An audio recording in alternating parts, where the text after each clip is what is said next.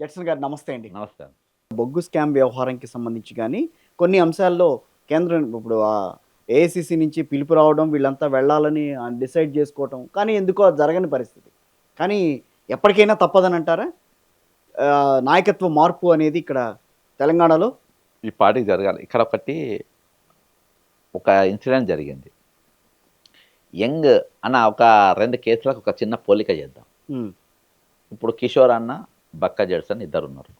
ఇద్దరం కలిసి కిషోర్ అన్న స్కెచ్ చేసిండు. బక్క పలానా జడ్సన్ హ్మ్. నేను పలానా దొంగతనానికి పోతున్నా. అక్కడ నేను దొరికినా, కావాలని దొరికినో, ఎందుకు దొరికినో తెలవది. కానీ నాకేం తెలుసంటే కిషోర్ అన్నకు ఇదివరకు సంపాదించిన పైసలు చాలున్నాయి. నేను పోయేది చిన్న పైసల మీదనే అని హ్మ్. చెప్పి అక్కడికి పోయి దొంగతనం చేసినాక నేను పోలీసులకు దొరుకుతా. పోలీసులకు దొరుకుతుంది అక్కడ. ఈలోపు దొరికే ముందే ఇక నీకు ఒక ఎవిడెన్స్ చేసుకొని పెట్టుకుందామని ఫోన్ కొడతా. అన్న దొంగతనం సక్సెస్ అయిపోయిందంటే నువ్వు వచ్చే అంటావు ఇక. ఆ రికార్డు పెట్టుకుంటే పోలీసు వాళ్ళకి దొరుకుతా. కావాలని దొరికినా ఎట్లా దొరికినా తెలియదు. హ్మ్. దొరికినాక నీకు ఇన్ఫర్మేషన్ పంపుతా. అన్న నేను నీ పేరు కూడా చెప్తాను, నువ్వే స్కెచ్ చేసినావని. అబ్బా నా పేరు చెప్పకు అని అంట. ఓకే. ఇది ఓటుకు నోట్లో జరిగింది. హ్మ్. నువ్వు చంద్రబాబు నాయుడు, హ్మ్. ఆయన రేవంత్ రెడ్డి. ఓకేనా? నేను రేవంత్ రెడ్డి. రైట్. ఇక్కడ ఇది hmm. Same Young India scam జరుగుతుంది. National Herald National Herald. అది ఈడీ నోటీసులు పంపుతుంది రాహుల్ గాంధీ. ఈయన ఏం చేస్తాడు, నేను రామ్కి పంపినరా ఎట్లా పైసలు వచ్చింది అనేది రేవంత్ రెడ్డి చెప్పాలి. ఒక 50 లక్షల రూపాయలు నాకు పర్ఫెక్ట్ ఇన్ఫర్మేషన్ ఉంది, అందుకని రామ్కి పేరు చేసిన.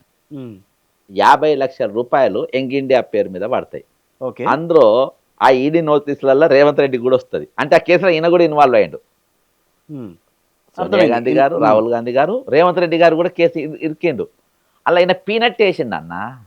50 లక్షలు పీనట్ కొట్టింది, పెద్దది కొట్టిండు వాళ్ళ పేరు మీద, ఎలక్షన్ల పేరు మీద 2023లో పెద్ద జాక్పాట్ కొట్టిండు హుహు. రామ్కి వాళ్ళ దగ్గర. హ్మ్. వేసింది 50 లక్షలు పీనట్లు ఇచ్చిండు. వాళ్ళతోనే కేసులో ఈయన కూడా ఇరికిండు.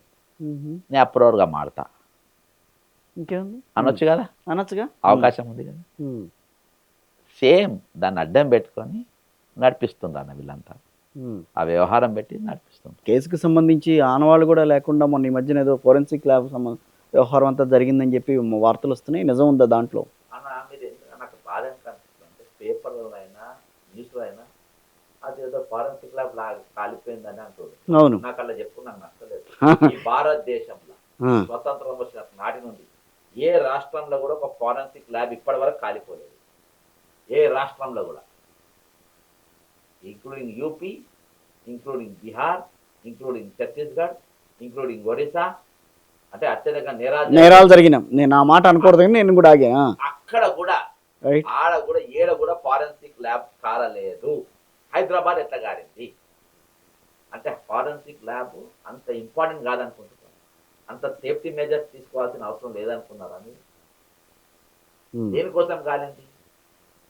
దానికి బాధ్యుడైనటువంటి ఆ మంత్రిత్వ శాఖ దగ్గర పెట్టుకున్న రేవంత్ రెడ్డి అంటోడు వెంటనే హోంమంత్రి పదవి వదిలేయాలి, లేకుంటే ముఖ్యమంత్రి రాజీనామా చేయాలని చెప్పేసి ఈరోజు బీఆర్ఎస్ బీజేపీ ఎందుకు డిమాండ్ చేస్తలేవు?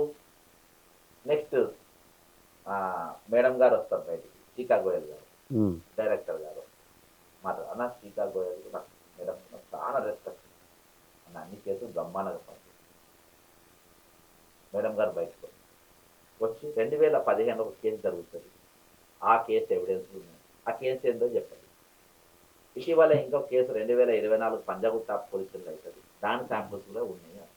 2015 అన్ని శాంపుల్స్ కోర్టు సబ్మిట్ చేసినాము. ఇక్కడ మాత్రం ఇంకొక 7 శాంపుల్స్ ఇచ్చేయాలి అని. అవన్నీ ఇప్పుడు లేనట్టేగా అలా ఆ. నేను మేడం ఒకటి అడుగుతాను. 2015కి వెళ్ళి 2000 కాలిపోయే వరకు ఈ 2 కేసులే ఉన్నాయి. నా మధ్యలో ఏం కేసులు లేవా? నో కేసులు ఉన్నాయి. అవన్నీ కూడా కాలిపోయినాయి కదా.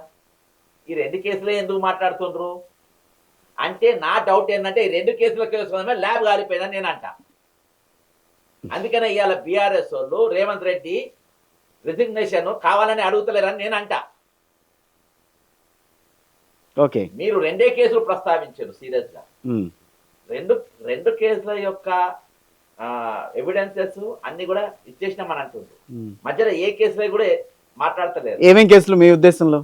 అన్నా 2015లో ఏం కేసు? బీఆర్ఎస్ అధికారంలో ఉన్నప్పుడు 24 ఫోన్ ట్యాపింగ్, రైట్. ఇవన్నీ ఎవిడెన్స్ తీసుకుపోయి పెట్టిండ్రు. అది కాలిపోవాలంటే వీళ్ళు మాట్లాడుతుంటే వీళ్ళే కూడా కాలిపోవాలి. ఫోన్ ట్యాపింగ్ లో బీఆర్ఎస్ ఉంది కదా మరి. అన్నా ఫోన్ ట్యాపింగ్ ఉందన్న, అందుకని ఇది కూడా కాదు, అందుకని వీళ్ళకి ఎంక్వైరీ పెట్టిన స్పీడ్ గా ఓకే.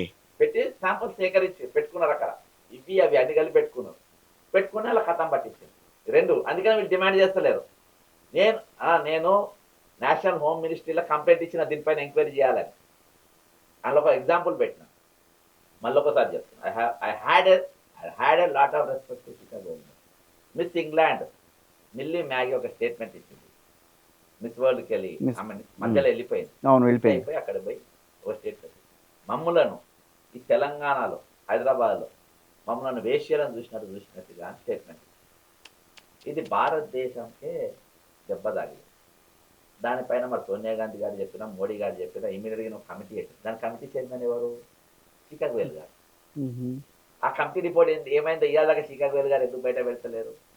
దీని మీద నేను స్టేట్ ఉమెన్ కమిషన్ కంప్లైంట్ ఇచ్చింది. దీని మీద నన్ను అక్కడ సంబంధించిన పోలీస్ స్టేషన్ ఓటీతో పిలిచిండ్రు ఎంక్వైరీకి. పిలిచిన పిలవలేదంటాడు సిఐ పచ్చి అబద్ధం చెప్పాడు, నేను పిలవలేదని. ఎందుకంటే ఇలా విఐపీలు ఉన్నారు, ఏ విఐపీలు ఉన్నారు, ఏమేమి పేర్లు ఉన్నాయి. మరి నిజంగా మీరు బాధ్యత గల అధికారం అయితే అది ఏమైంది అనేది చెప్పాలి కదా. ఇవాళ ఆ రిపోర్ట్ ఏంది? అయితే ఆ రిపోర్ట్ కాన్ఫిడెన్షియల్ కాబట్టి నేను ప్రెస్కు మాట్లాడలే అన్నారు. మరి ఫారెన్సిక్ ఎందుకు ప్రెస్కు మాట్లాడినావు? నువ్వు ఫారెన్సిక్ ఎందుకు మాట్లాడినావు? ఫారెన్సిక్ నువ్వు ప్రెస్కు మాట్లాడావు కాబట్టి అది కూడా నువ్వు ప్రెస్కు చెప్పాలని నేను అంటున్నా. ఆ రిపోర్ట్ ఏమైందని అంటున్నా. కాబట్టి ఇది చాలా సీరియస్ కేసు అన్న, చాలా పెద్ద కేసు. ఫారెన్సిక్ ల్యాబ్ గాలిపోయిందని అంటే ఈరోజు ముఖ్యమంత్రి రాజీనామాను డిమాండ్ చేయాలి ప్రతిపక్షాలు. ఈరోజు ప్రతిపక్షాలు మౌనంగా ఉన్నాయి. ఈరోజు ఎంత సేఫ్టీ జోన్లో ఉండాల్సింది ఈరోజు ఒక పటాకిల బాంబుల లెక్క దుకాణం లెక్క చూస్తుంది. దాన్ని ఫారెన్సిక్ ల్యాబ్ ఎట్లా చూస్తుందంటే, ఫైర్ యాక్సిడెంట్ లో బాంబుల దుకాణాలు పెడితే కదా కామన్ గా శివ కాశీలు ఆడేదా, దాని లెక్క రాస్తున్నాను. అది కాదది, it is very serious offence. అనుమానం ఏంటంటే 2015లో ఏదైతే ఓటుకు నోటు వ్యవహారానికి సంబంధించిన ఫైల్స్ అన్నీ కూడా, దానికి సంబంధించి ఫుల్ డీటెయిల్స్ అన్నీ కూడా దాంట్లో ఉన్నాయి. 23 ఫోన్ ట్యాపింగ్ వ్యవహారానికి సంబంధించి కూడా దాంట్లో ఉన్నాయి. కాబట్టి రేవంత్ రెడ్డి సర్కార్ కావాలని కాల్చేసిందని అనుకోవాలి. అన్న 2015ది అగ్గిపెట్ట అయి ఉంటుంది, పెట్టే పుల్లలు. 2024ది ఫుల్ అయి ఉంటుంది. ఈస్టోడు ఎవడో పట్టుకోమంటున్నాడు. ఎందుకంటే 2 కేసులు చెప్పింది కదా మేడం. కరెక్ట్, 2 కేసులు ఇక్కడ వాళ్ళ నీట్ గా దొరికిపోయారు అన్న. నా పొంగిలేట ఒక ప్రెస్ మీట్ పెట్టిండు, ఉందో లేదో వినిపిస్తా. ఏమని చెప్పిందంటే, ఆయన ఒక దగ్గర దొరికిండు ఫోన్ సంభాషణ, నా దగ్గర అన్ని రికార్డింగ్లు ఉన్నాయి, దొరికిండు. అందులో ఏం మాట్లాడుతుంది తెలుసా నాయన?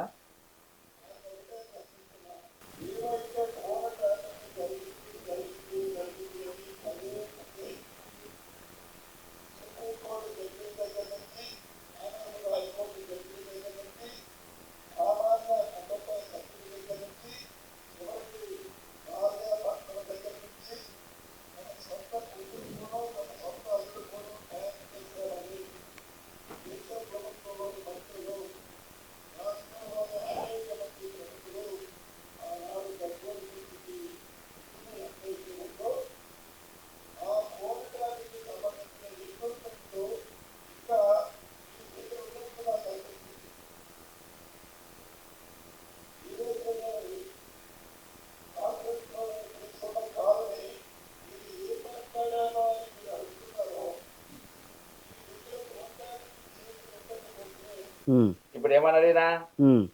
ఫోన్ ట్యాపింగ్ కేసీఆర్ వాళ్ళు చేస్తుండ్రు అని అన్నారు. ఇవాళ కూడా రూలింగ్ మంత్రి ఆయన అంటే ఒకరి మీద ఒకరు నొక్కుంటుంది. ఆమె రెండు స్టేట్మెంట్ ఇచ్చింది. 2024 కాలనీ అన్నాయి, 2015 అంటే 2 కేసులు అవే కానీ 24 అది 24 ఫోన్ ట్యాపింగ్ కబర్ 2 కలిపోయినాయి. ఇద్దరికి లాభం అయింది. ఇద్దరు లాభం. అందరు ఒక తగ్గిపెట్టే పొడి కాల్చిండు. పాపం ఎవరు దొరుకుతుంది ఎక్కడ పోయినా. అసలు ఆ ఫోరెన్సిక్ ల్యాబ్ మీద అంత దృష్టి కేంద్రీకరించిన సందర్భం అయితే లేదు రాష్ట్ర ప్రభుత్వం కూడా.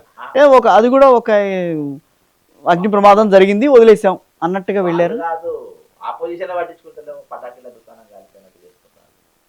కేంద్ర హోంమంత్రి ఉంటాడు ఇలా బండి సంజయ్, ఆయన మాట్లాడు దాని మీద కాలిందని. ఇవాళ నా డిమాండ్ ఏంటంటే, హోంమంత్రి గారు ఫారెన్సిక్ ల్యాబ్ను కాపాడడానికి కూడా ఇంకొక ఫారెన్సిక్ పైన ఒక హైడ్రా లాంటి దాన్ని, ఇలా మున్సిపాలిటీ కాపాడడానికి హైడ్రా ఎట్లా పుట్టిందో అట్లా ఫారెన్సిక్ కాపాడడానికి కూడా పైన ఏదైనా తయారు చేయని ఒక 2 కొమ్ములు ఉన్నాయి. ఏదన్నా కాకతాళీయం ఏదో జరుగుంటుందన్న, దాంట్లో పార్టీల ప్రమేయం ఎందుకు ఉంటుంది? మరి అట్లా అప్పుడు మరి మేడం ఎందుకు వచ్చి బయట ప్రెస్ మీట్ పెట్టాలి? ఉమ్, ఇట్లా పటాకిలా ముందుగానే బిల్ నడిపేయలేదు అని 2015 ఒక కేసు, 24 2 కేసులు చేసి ప్రెస్ మీట్ ఎందుకు పెట్టాలి మేడం? రైట్. ఉమ్. ఎవరితోనో హై లెవెల్ డిస్కషన్ జరిగిన తర్వాత ఆ 2 కేసులు ఏం మాట్లాడారు? అందరూ అదే మాట్లాడతారుగా, ఇప్పుడు మీరైనా నేనైనా. రేవంత్ ఇప్పుడు రెడ్డి ఎట్లా చేస్తాను? ఆ, ఒకటి జులై సినిమాలో ఒకటి ఉండే ఆ, గంట బెల్లు ఉంటాయి కదా, ఆ, బెల్లు దొంగతనం చేసేవాడు ఇట్లా పట్టుకోవాలి, కానీ ఇట్లా పట్టుకుంటారు. రేవంత్ రెడ్డి ఇట్లా పట్టుకొని తిరుగుతారు, టంగ్ టంగ్ అంటే దొరికిపోతారు. ఇలా కూడా రెండు కేసులు ఎత్తకుంటే అనుమానమే రాకపో. నాన్న వదిలేస్తే అయిపోయేది. సిఐపై కంప్లైంట్ ఇచ్చింది, నా పైన పోలీసులు అయిపోయేది. నువ్వు పోయి కంప్లైంట్ ఎందుకు ఇచ్చావు, దాని మీద ప్రెస్ మీట్ ఎందుకు పెట్టినావు? నాకు అనుమానం వచ్చేది. అంతేగా ప్రెస్ మీట్ పెట్టింది. కాసుకొని కూర్చోవాలి కదా. ఇలా చంద్రబాబు లెటర్ పంపినావు ట్విట్టర్కు పంపినావు, ఓకే, అక్కడికి అది బయటికి రావద్దు కదా. ఇది జడ్సన్ అంటే ఎవరిపైన పర్వాలేదు, కానీ జడ్సన్ దాకా పోకూడదు. మరి నాకే వచ్చింది. ట్విట్టర్ కి ఎందుకు పంపారు అది? చంద్రబాబు మరి ఇలా సీఎం కదా నా, తెలంగాణ హోమ్ కు చంద్రబాబు నాయుడు సీఎం, అందుకనే పంపారు. అక్కడ పోలీసు వాళ్ళు లేరా? అక్కడ డీజీపీ లేరా? మంచి వాళ్ళని అరెస్ట్ చేయించబట్టాడా? ఇంకా టీడీపీ ఆనవాళ్ళు నడుస్తున్నాయా తెలంగాణలో? అన్న లెటరే ఇచ్చింది కదా నీకు, అదే అంటున్నా నేను. లెటరే పంపింది కదా. ఎట్టిస్తారు తెలంగాణ పోలీసు? ఆయన దగ్గర లేరా పోలీసు? ఆయన దగ్గర లేరా? ఆయన కంప్లైంట్ ఇచ్చుకోనికి లేదా? తెలంగాణ పోలీసు అంత అత్యుత్సాహం ఎందుకు? మీరు మీ చీఫ్ మినిస్టర్ ఎవరుగా ఇది చేస్తారు? రైట్. మీ ముఖ్యమంత్రికి ఎవరు చూస్తారు? రేవంత్ రెడ్డి. మరి రేవంత్ రెడ్డి అయితే మరి ఆయన పేరు మీద honourable chief minister Chandrababu Naidu మీరేదో లెటర్ పంపింది మీకు అంత అట్లా పంపి అన్న. ఈ ట్రాన్సాక్షన్ మిస్టేక్ అనుకుందాం అన్న సేపు పోనీ.